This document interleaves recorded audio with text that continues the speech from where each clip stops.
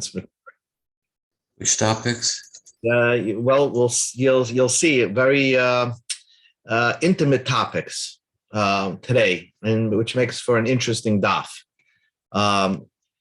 So today's daf is Daf Lamed Dalet, and we will begin by the Mishnah on Daf Lamed Gimel Amud Beis. Okay, so it's by the Mishnah Daf Lamed Gimel Amud Beis.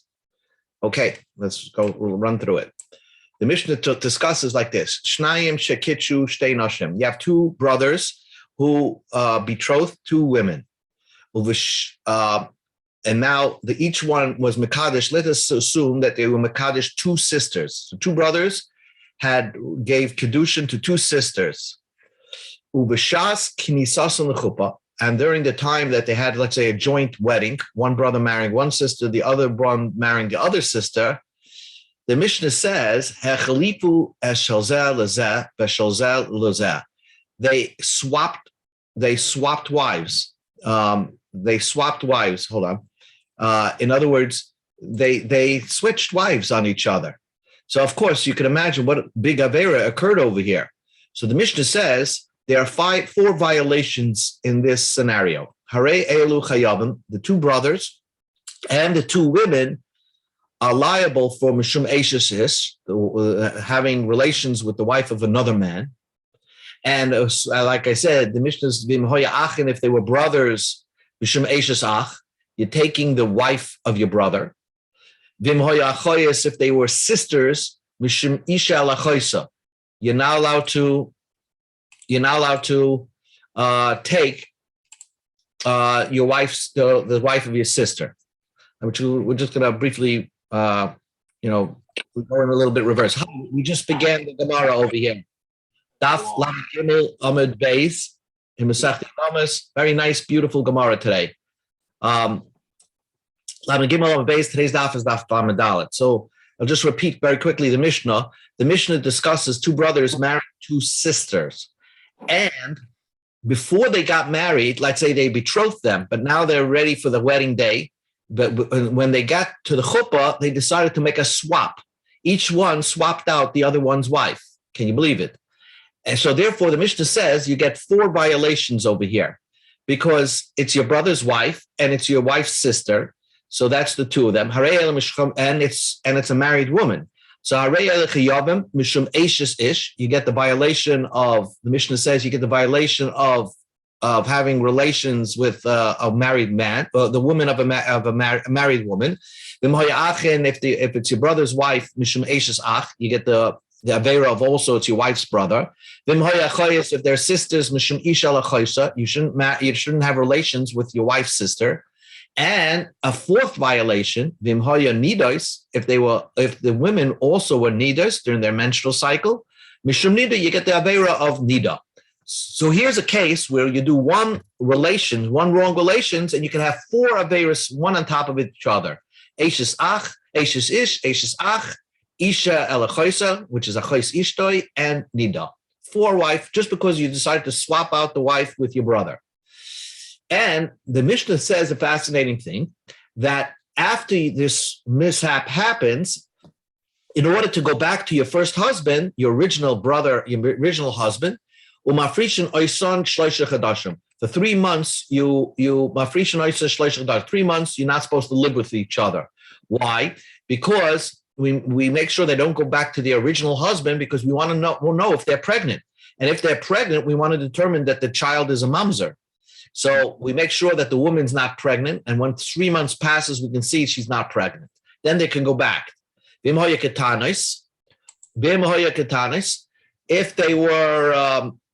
they were young kids, if they were young women, she'einin ruyis leila, that they cannot have children, so then machzirin oisam yad, they can go back to their husband right away. If they were kindness, they become hustle from truma. Okay, so we are on Daf Lamed Gimel Amud Beis Masechta Yevamos, and we're beginning the Gemara. And again, the Mishnah's case, the Mishnah that we discussed, is what happens. You have two people, two brothers married to sisters, and right when they were supposed to have the wedding day, they're getting married on the wedding day, they swapped out each other's wife. So the Mishnah says that if they swapped out each other's wife, it sounds like hachalifu means they did such a thing on purpose. One brother said to the other brother, take my wife for tonight and I'll take yours. So the Gemara says, hachalifu, did they actually swap out wives, make a wife swap? And that's what the Mishnah is discussing. Midi Bereshia asking, is our Mishnah discussing evil people? And we would write a Mishnah about that. Vesu, another point is, Rab Chia said, Harei kan shesh esrei chatois. There are 16 karbonos being brought in this Mishnah. And so it must be that the Mishnah is discussing an accident happened. Iba mezid, it happened on purpose. Mi iko carbon. Is there such a thing as a carbon? So how did it happen so it happened by accident, and you get 16 because you have 4 averis, as you said, Eishes ach, Eishes ish, Eishes ach, Achois ishtoi, and Nida. And you have 4 people involved, 2 brothers, 2 sisters. So 4 times 4 is 16. So it seems to say that you're getting to have 16 chatois, 16 karbonos over here. So how do you say over here that hachalifu, they swapped out on purpose? When you did it b'mezid, there's no carbon. Amar Rav Yehuda, Tnei, you have to read in the Mishnah, hochlafu. Hochlafu means that it happened by accident. By accident, the 2 women got mixed up. Hochinami mistabra, and it makes perfect sense this way. The Ktani Seifa, because in the end of the Mishnah it says, Im hoya ketanois she'ena ru'uyas leilet. If the women were under bas mitzvah and they cannot give birth, so that after this mishap happens, machazirin oison miyad, you're allowed to take back your original husband. So the e b'mezid, if these women did znus, adultery on purpose, misharye, are they permitted to go back to their original husbands? They're not permitted. So therefore, so when the Mishnah says that if they were a woman who can't give birth and she's allowed to go back to her original husband, it must be a proof that our Mishnah is discussing a case of an accidental mishap, a shoygig. So that's your proof from the wording of the Mishnah. So the Gemara says, ha loy kasha. That's no proof of the wording of the Mishnah. Really, the Mishnah could be talking about they did it on purpose. And then the katana also did it on purpose. But it's counted as a shoygig. Pitui katana, on purpose, or the seduction of a katana, of a young girl, oinus ninu, is considered like a force. V'oinus b'Yisrael mishra. A Jew who's a non-Kohen is permitted to remain married with his wife, who by force lived with somebody else. A Kohen is not, but a Yisrael is permitted. So really, the Mishnah could be discussing it being done on purpose. So you have really no proof from the wording of the Mishnah that the Mishnah is discussing that they swapped out wives by mistake. Could be it was done on purpose. So the Gemara tries and says, I'll prove it to you from the Mishnah that they actually is discussing that it happened by mistake. Ela diktoni, because the Mishnah says, Mafrishin oisa shloisha chadashim. They force a time delay from you can't go back to your original husband unless you stay away for 3 months. Why? Shema mu'ubaras, because we are concerned maybe the woman got pregnant. Halav mu'ubaras, when you find out that the woman did not become pregnant from that one night stand with the wrong husband, Sharian, she is permitted to go back to her husband. The Iba Mezid, if our Mishnah is talking about this happened all on purpose, mi shari, is this permitted? A woman that has adultery b'mezid on purpose, she cannot go back to her original husband. Alav shemamina, from here's a proof, hochlafu, that the Mishnah means we misread the Mishnah, or maybe the spelling is wrong in the Mishnah. That hochlavu, it by accident got exchanged by itself, but they didn't do it on purpose. Shema Mina is a proof. So our Mishnah is discussing an accidental wife swaps exchange. Now the Gemara discusses, let's go into the new point. A new point is, who is the Tana of our Mishnah? Now, as you notice, you get 4 Averis. Now the Mishnah that we had in the previous Amud, the discussion regarding Isser Chalal Isser. When something is prohibited, how is it possible to have it re-prohibited again? If something, let's say, is an Eishes Ish, how is it possible to have it in a chois ishtoi? You get one avera, and here the Mishnah says you get 4 averas. So there are a number of ways where Tanoim will hold that an isser would be you can tack another prohibition onto something, right? So how is that possible? So the one case is the isser b'basachis, if the 2 isurim happen at the same time. For example, when your brother marries, so now this woman, at one marriage, you get 2 isurim on this woman, which fall at the same time. First, the woman that your brother married is an Ashish Ish, and he's your brother's wife. So those 2 isurim happen at the same time. That's called isser b'bas achas. So you'll get 2 averos from that. Then there's another thing is sometimes if the second isser adds something to the women that did not exist before, then that assers, that's called an isser moisef. So, for example, in the case of our Mishnah, where the woman is in additionally to as a nida, well, as a nida, she becomes also to her husband. So she has another isser on her being a nida. So just like she's also to her husband, she become also to anybody else who's mezana with her. So a person who's mezana with her will so far get 3 averos. 1 Ashes ach, 1 Ashes ish, and 1 is nida. But then there's something called an isser koilel, which is an isser koilel means the woman herself did not get more isurim on her. She is also to the same people. But the one that's doing znus with her is possible to have other isurim on him, other people who are included in the isser. For example, in our case, where one of the brothers married the sister of that woman, right? So 2 brothers marrying 2 sisters, by derivation, the second brother marrying the sister, since he becomes also not only on the sister that was married to his brother, but let's say there are 5 other sisters that are not married to your brother, you become usher on them too.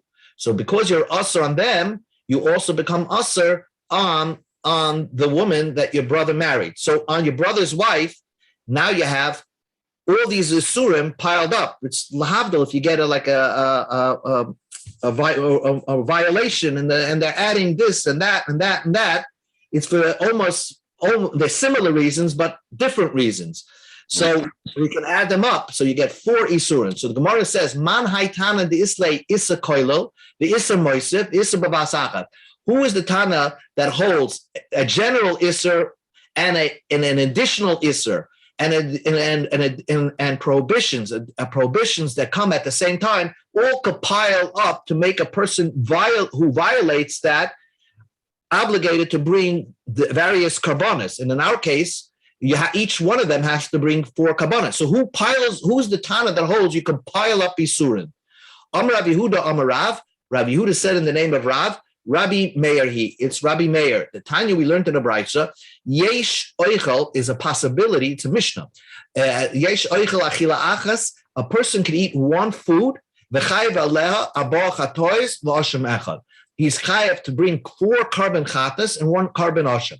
How is that possible? Tamei she'ochel chelev, a tamei person that ate the fats of the animal, v'hu noiser, and it was the leftovers min hamukdashin, from a sacrifice, the leftover from a sacrifice, biyam kippurim is Yom Kippur. So let's examine. You have 4 averos over here.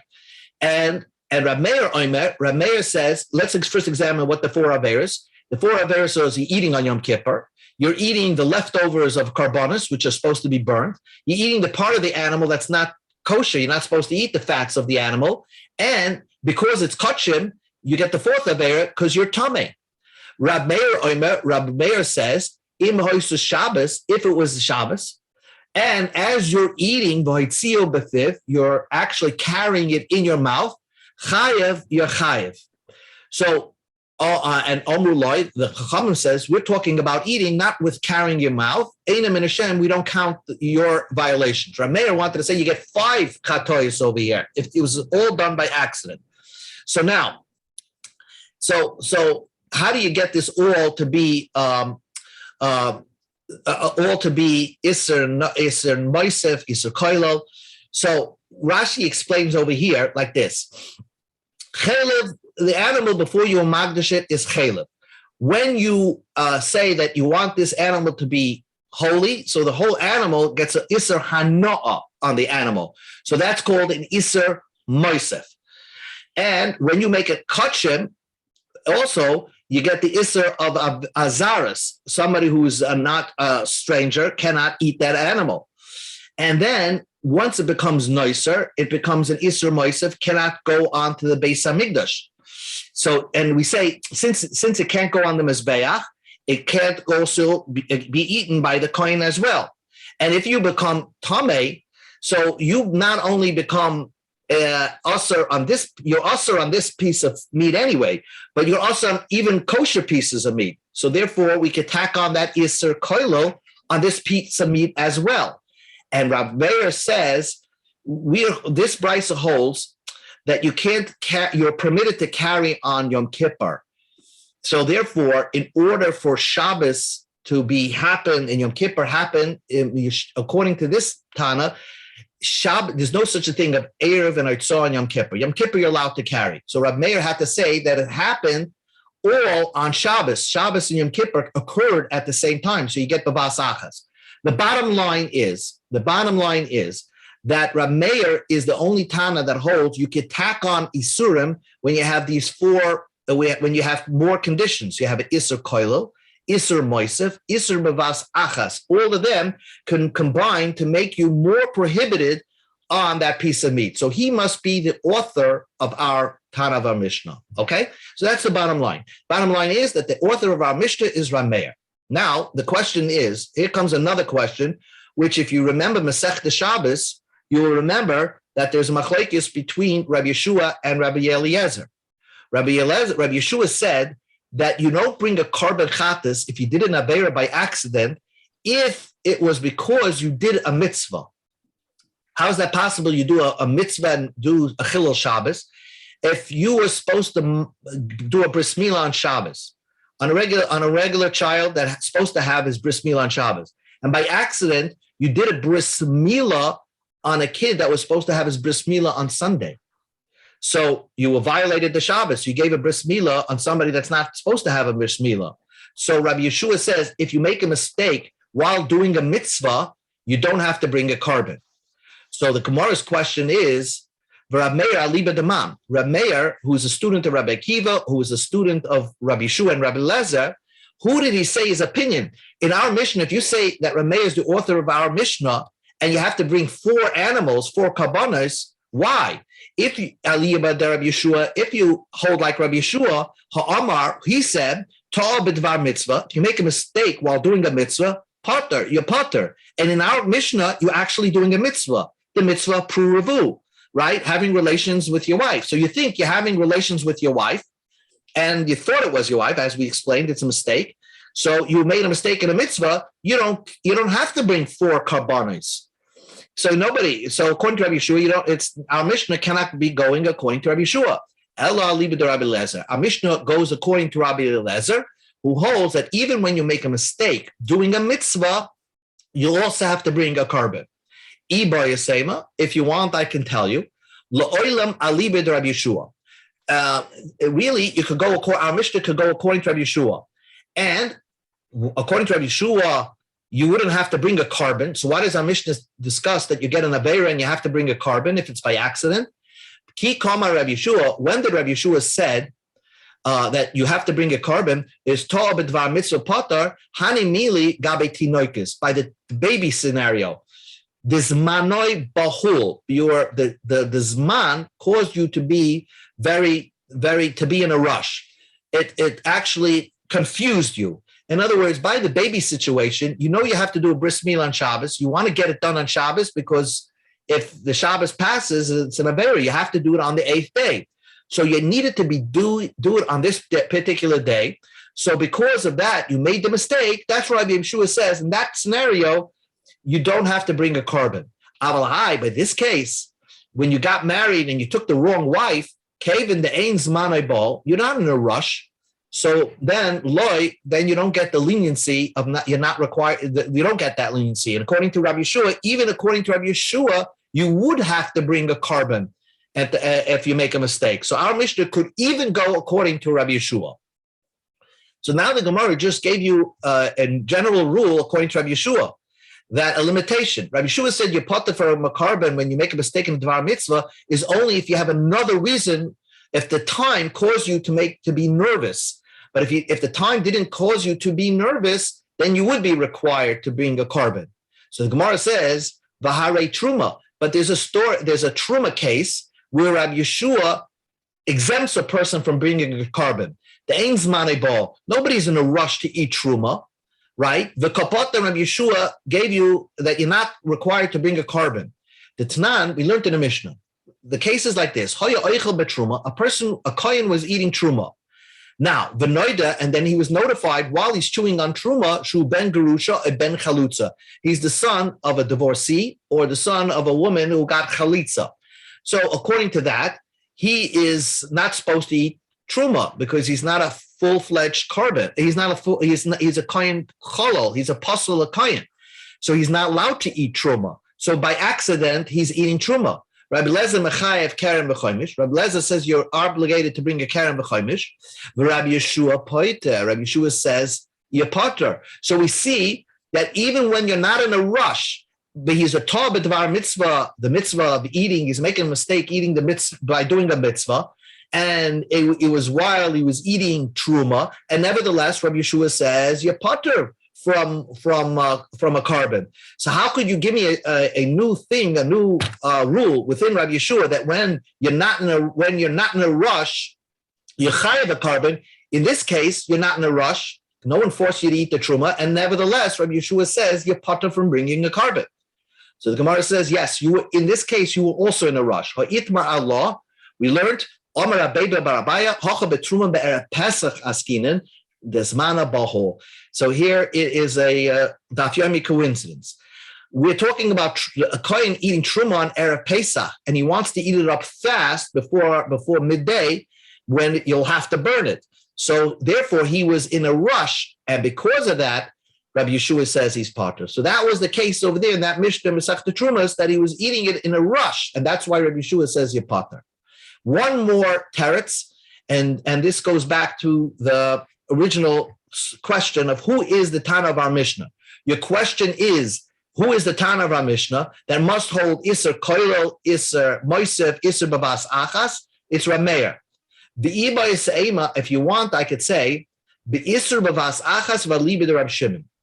Rabbi Shimon holds that you could pile up Isurim if they all occur at the same time. Normally you say, Ein Isser Chal al Isser. One Isser, one prohibition cannot pile up on the other. But Rabbi Yeshua would agree, if you have a scenario where they all came at the same time, then they're all Asr. So the Gemara says, how could you have these four Isurim? Aishis Ach, Achois Ishtoi, Nida, and Achois Ishtoi, Aishis Ach, Achois Ishtoi, Nida, Aishis Ish all occur at the same time. Right? How do you get all these Isurim at the same time? So the Gemara says I can get 3 out of 4. I can get Eishes Ish, Achois Ishtoi, and Eishes Ach. Bishlam Akulo, the 3 of them, Mishkachas Luhu, it's possible. The Shavinu Shliach, Vishava Inhu Shliach. In other words, the women sent a Shliach to accept the Kedushin, and the men sent a Shliach to give Kedushin. So you have the 2 brothers sent one messenger to give Kedushin to one messenger that represents both sisters. So when there's transfer of Kedushin from the Shliach of the boys to the Shliach of the girls, 3 Isurim happen all at the same time, which is Eishes Ish. Now all the girls are Eishes Ish. They're Eishes Ach to each other, and each one of them is Achois Ishtoi to the other brother. So that occurred at the same time. So that's what it says. So Poga Shliach b'Shliach. The one Shliach met up the other Shliach. Ela Nida is Heicha Mishkachas La. How is it possible to have Nida occur? How is that possible to have Nida occur at the same time? Because Nida of a woman is a Nida, prior before or a second after that happened. How do you possible that she became a Nida at that moment when there was a transfer of Kedushin? So the Gemara says, Amar Rav Amram Amar Rav. Rav Amram said in the name of Rav, B'shoifis mitoch yid gimel la'achat shloisha asa l'chayuve inhu mitoch shneim asa la'achat shneim asa l'chayuve inhi. In other words, the case of our Mishnah is like this: you have two boys and two girls that they both all share the same birthday. Let's say it's Aleph Tishrei. They both share the same birthday, and the boys turn 13 on the same day, and the girls are turning 12 on the same day. So the Kedushin happened at a precise moment at the same time that they both turn adults. But the girls had a menstrual flow like right before they turned adults. Both of them had menstrual flow at the day that they turned adults. So it flowed into from when they were a cotton. A cotton that has a menstrual flow is not considered a nida, only when she turns an adult. The second she turned into adult, right, the Kedushin took effect, because even if the Shliach accepted the Kedushin before, it could only take effect after they turn adults. So so at the same time, the second that they turn adults, all four things happen. You have them as nida, you have them as eishes ish, you have them as eishes ach, and you have them achos ishtoi. And everybody holds, even the most lenient person who holds ein iser halal iser, if it all occurred at the same time, he would agree that you would say iser would fall on another iser. So our Mishnah, as we concluded over here, has two authors. Either it's Rabbi Meir or it's Rabbi Shimon. What? Yeah. So now the Gemara says, the Mishnah said that mafrishin oisan, that once after this mishap happens, now the Gemara is asking a fascinating question. Then you can't let them go back to their original husbands unless they stay away for 3 months. Well, we're talking about a case that the night of the chuppah, they had a double wedding here, they swapped wives. So this is the first time that these girls are having intimate relations. So why do they have to wait 3 months to determine whether the child was born, that the woman is pregnant, to determine if there's a mamzer there? They're not going to get pregnant. By the first relations that a woman has while she's a virgin. So the first time, it's impossible for a woman to become pregnant at that first time she had relations. Omar Rab Nachman, Omar Rab Ababo. So Rab Nachman answered, Shaba'al of Ashanu. Our Mishnah is talking about each of the brothers did bia twice. So if they did bia twice, so they're ready by the second bia, it was possible that the girl became pregnant.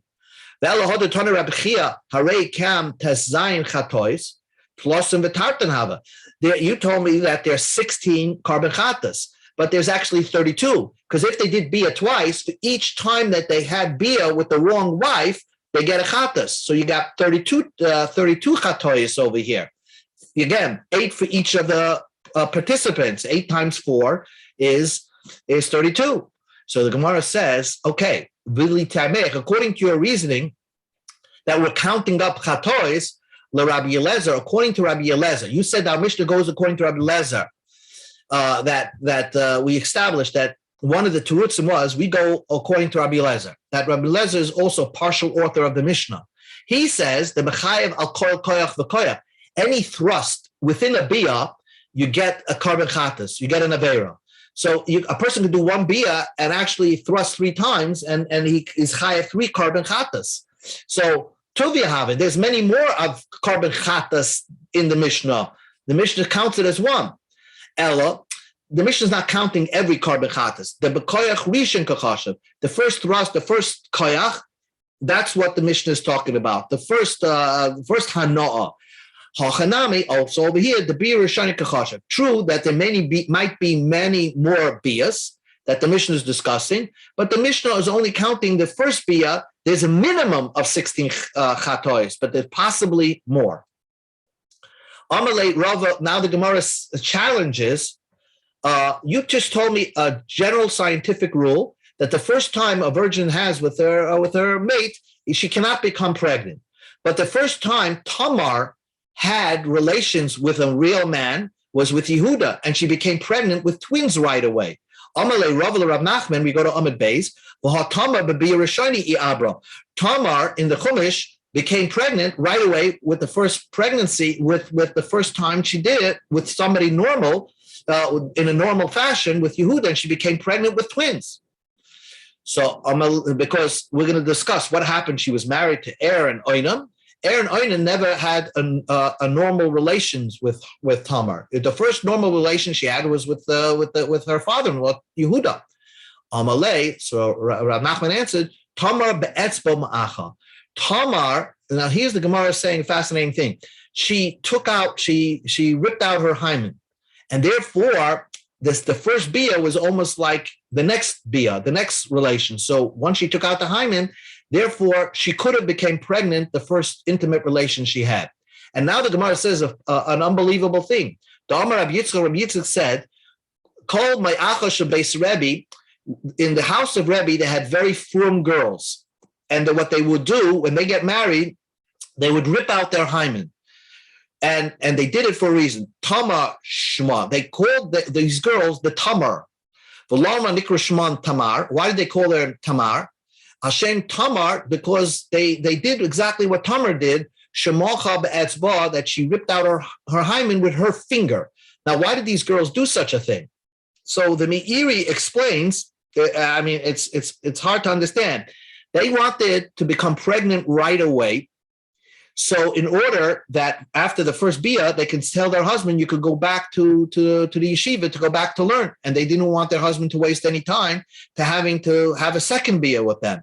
So therefore, they were on such a very high madrega. They ripped out their hymens when they first got married, so that the first bia that they had with their husbands, they had relations. Now the Gemara gets just back to the story which we discussed. Why is the relation that Tamar in the Chumash considered the first bia v'hava er v'oinam? The first time she actually had relations was with er v'oinam, not. I think we got disconnected. Hello. Okay, let me just repeat. Let me just go back here. Okay. Yeah, sorry, we disconnected. Can you hear me? Yeah, sorry. Okay, let me just, we got disconnected. We lost you, Barbara. Yeah, yes. You hear me now? You hear me now? Maybe somebody, Yeah, you hear me now? Do you hear me now? Yeah. Okay. So here we go. So the Gemara says, "V'have er v'oinan." Er v'oinan, the er v'oinam. Hold on a second.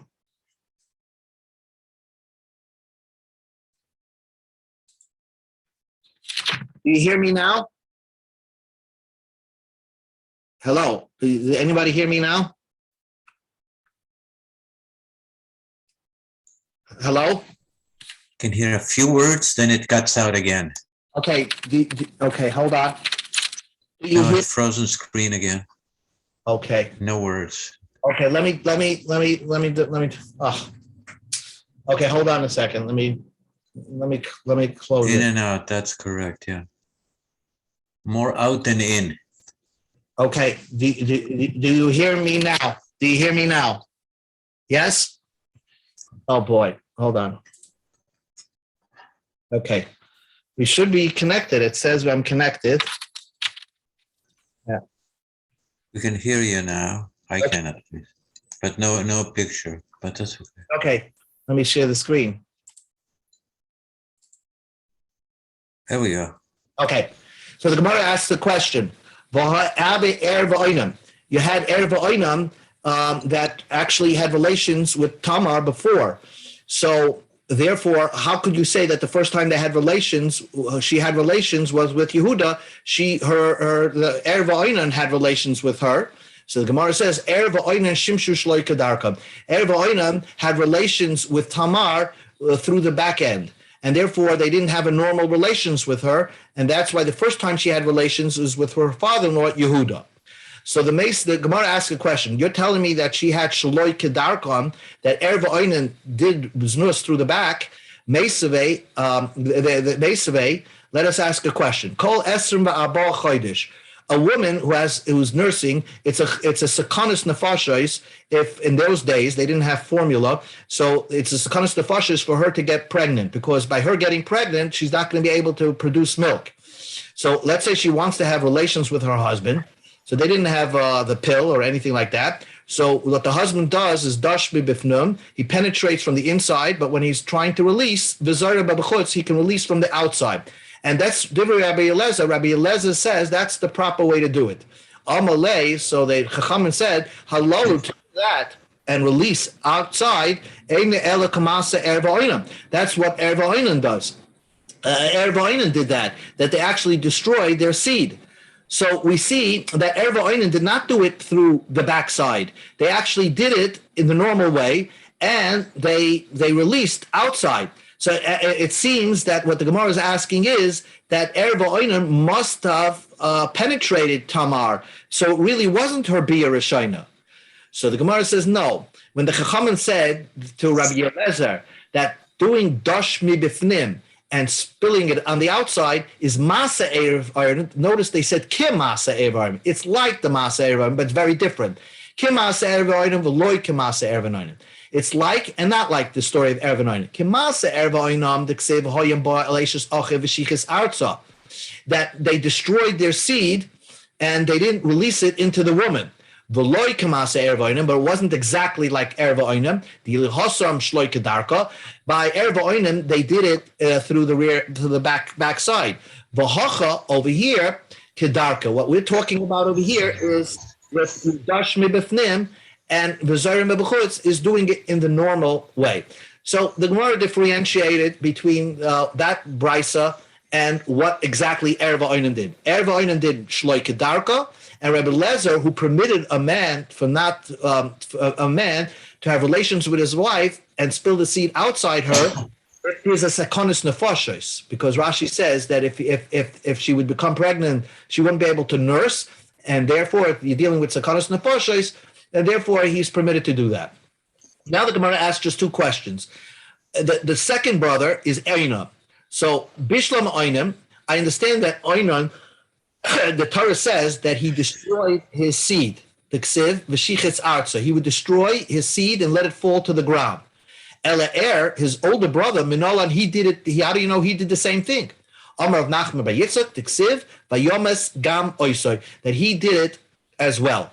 So the Torah says we killed him as well, and Gam Oisim means whatever Oinan died for, his older brother died for the same reason. Ahu Ba'oisim Isimeis, because of the same reason, his older brother died for the same reason Oinan died. So the Gemara asks a question. Bishlam Oinam, I understand the brother. The reason why he didn't want his Tamar to become pregnant, because it didn't matter to him. Mishum the loy hazara. The Torah says that if they would have become pregnant, the child wouldn't have been after him. He didn't care. It's not his child anyway. He's only trying to make his dead brother, come alive. What was the reason? The oldest brother, he married this Tamar, my Tama Hachi. Why did he only have relations, Shloi Kedarka, with Tamar? Why didn't he have a normal relations with her?